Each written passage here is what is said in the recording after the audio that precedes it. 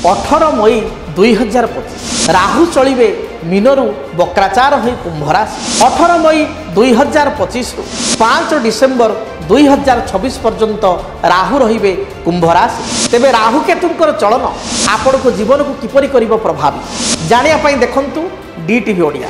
मेष ठारू मीन पर्यंत आपण मानक राशि राहु केतु चलन जानतु फलाफल देखंतु केवल डीटीवी ओडिया। देखिबा पई चैनल को सब्सक्राइब करंतु, आपण वीडियो को सर्च करंतु। राहु केतु संपर्क में निज राशि राहु केतु चलन एवं प्रभाव विषय रे आपण जानि परिबे। देखंतु राहु चलन केवल डीटीवी ओडिया। जय जगन्नाथ। मु ज्योतिर्विद डॉक्टर भवानी शंकर महापात्र आपण मानकु भाग्य दर्पण कार्यक्रम स्वागत जनाउछि। दर्शक बंधु, आज आम आलोचना करिबा अनेक समय व्यक्तिविशेष ऋणग्रस्त होता है, ऋण करिथाए, करज करिथाए, मात्र करज को ठीक समय पैठ करि पारे नाही बा करज सुझी पारे नाही। करज सुझी न पारी मानसिक चाप मध्य गति करिथाए, मानसिक द्वंद्व दे गति करिथाए। करज कारणरू बा ऋण कारणरू परिवार समस्या देखा दिए। जो व्यक्तिविशेष करज करिछि, ऋणग्रस्त अछि, से जानिछि प्रकृत में करज कले केते कष्ट केते दुख। करज करुवा व्यक्तिविशेष घरे भल करिकिरी किछि ता मन पसंदर जिनिस आनी पारे नाही। करज करिथिबा व्यक्तिविशेष संतान को मन खोली किछि पेंट सार्ट बा भल कपड़ा दे परिबा पूर्व 10 थर चिंता करे। घरे किछि विवाह व्रत मांगलिक कार्य बा बंधु बांधव विवाह व्रत मांगलिक कार्य पड़ुछि। करज करिथिबा व्यक्ति बा ऋणग्रस्त व्यक्ति अर्थ भाव सेगुडी को कॉम्प्रोमाइज करिया को पड़ी थाए बा से मन खोला हाथ खोला खर्च करि पारे नाही। करज भार बा ऋण भार बढ़ी जावा हेतु अनेक समय देखा दिए परिवार स्वामी स्त्री मध्य, भाई भाई मध्य बा परिवार पिता पुत्र मध्य अशांति बा गंडगोल लगी रही थाए। तेबे करज केउ ग्रह कारण रही थाए?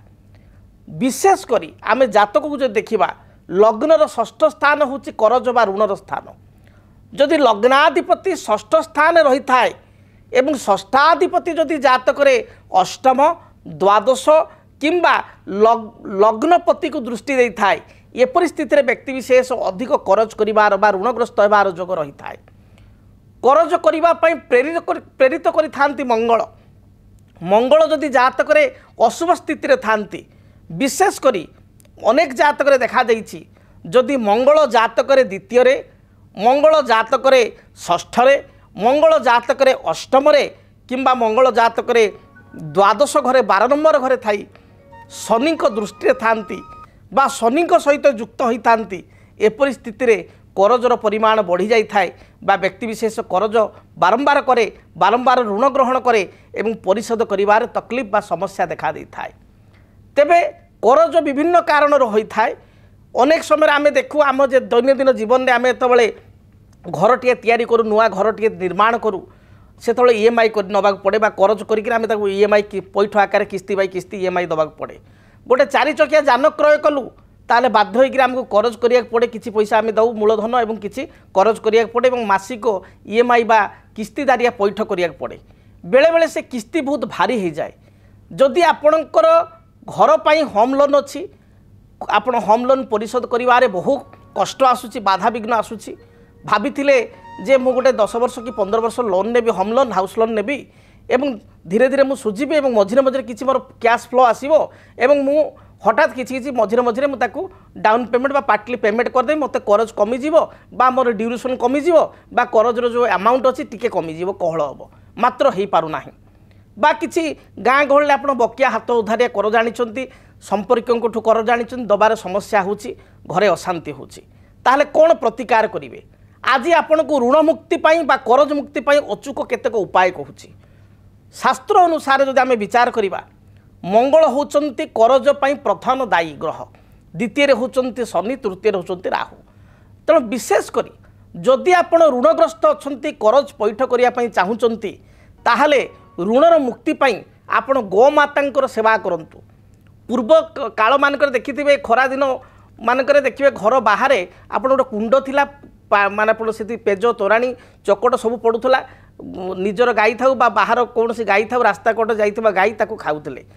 पूर्व काल में प्रत्येक व्यक्ति विशेष देखिए घास काटी गाई थाउ कि न थाउ गाई को घास खाइया दौले किंतु आजिर नगरांचल बा आजिर सोसाइटी सेगुड़ी आ लोप पाईगला तेणु आपण गोमाता को जदि प्रत्येक दिन मन रखु किछि घास बा घास बदल में टाउन में घास मिलवा असंभव घास मिलूना आपण काटिक आनबार आपण पाखे समय बा शक्ति नाही ताहले आपण माने मिनिमम 20 टंका बा 30 टंकार साग बिड़ा आपण 5 बिड़ा 10 बिड़ा जहाँ भी साग हम साग एवं किछि गुड़ घास सहित किछि गुड़ बा साग बिड़ा सहित किछि गुड़ रेगुलार आपण गोमाता को खई चलतु गाई को खई चलतु देखिए आपणकर करज जहाँ भी थाउ ता दूरीभूत हेबो। शास्त्र कहा जाए जे वास्तुशास्त्र अनुसार जदि घरर दक्षिण दिगटी खराब थाए ताले करज बढ़िबार संभावना अधिक बढ़ी जाई थाए।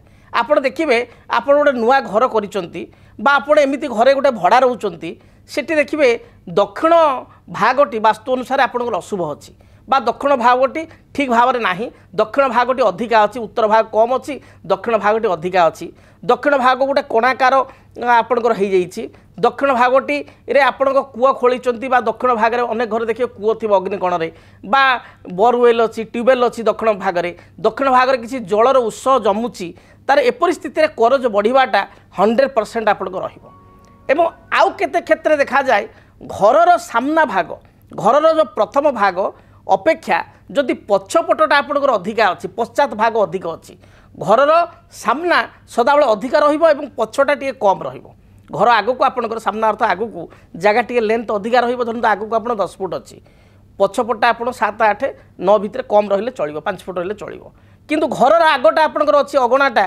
फ्रंट लाइनटा आपंकर अच्छी धरतु 5 फुट कि 3 फुट और पछपटा अच्छी 15 फुट 12 फुट एभली स्थिति रे करज बढ़िबार मध्य संभावना रही थाए।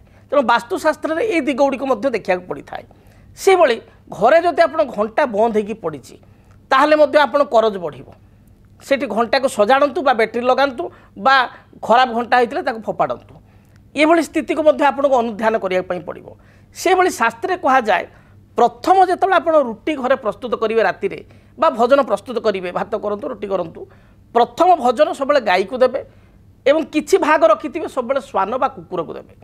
तेणु जदि गोटे व्यक्ति विशेष प्रत्येक दिन गाई को खाइबा दिए एवं कुकुर को बड़का खाद्य खाइबा दिए ताहले मध्य ता जीवन में केबे करज देखा जाए नहीं एटा शास्त्र प्रमाणित से भली भाव में जदि आपणकर बहुत आप करजग्रस्त अछंती ताले प्रत्येक शनिवार दिन आपण किछि विकलांग असहाय व्यक्ति को निज साप्ताहिक रोजगार आपण किछि अर्थ ताकू भोजन अन्नदान किसी भोजन खाइबा दिंतु पेट पूरा भोजन दिंतु ता सहित आपण किसी वस्त्र ताकू दिंतु किसी कॉइन दिंतु पाउरुटी आपण ब्रेड प्रत्येक शनिवार दिन भिकारी को खाइबा दिंतु बा विकलांग व्यक्ति को खाइबा दिंतु या द्वारा देखिए ऐश्वर्य कृपा आपण प्राप्ति करेंगे एवं शीघ्राति शीघ्र आपणकर जो ऋण रही से ऋण मध्य परिशोध हेब से भली आउ एक अचूक उपाय होची प्रत्येक दिन आप स्नान कर्म समापन पर गाधे सारिबा परे तंबा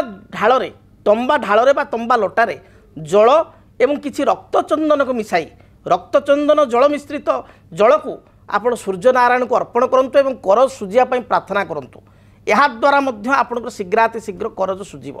बहुत गुटे उपाय कहूँ अति छोट छोट उपाय कौन से अर्थ खर्च ना आप आराम करें से भली प्रत्येक मंगलवार दिन आपण मसूर डाली मंगल उद्देश्य रे मसूर डाली 500 ग्राम हो पारे किंबा 250 ग्राम मिनिमम 250 ग्राम बा 500 ग्राम मसूर डाली एवं किछि गुड़ खंड गुड़ आपण कौन सी चौकीदार आपणकर सिक्यूरीटी गार्ड या आपण दिंतु एवं किछि अर्थराशि दान करंतु क्रमागत भाव में देखिए आप 21 मंगलवार करिया मध्य आपणकर अनेक अर्थ बा ऋण परिशोध हो सारी एवं आपणकर जहाँ भी समस्या रही ऋण हेतुक ता दूरीभूत हेब।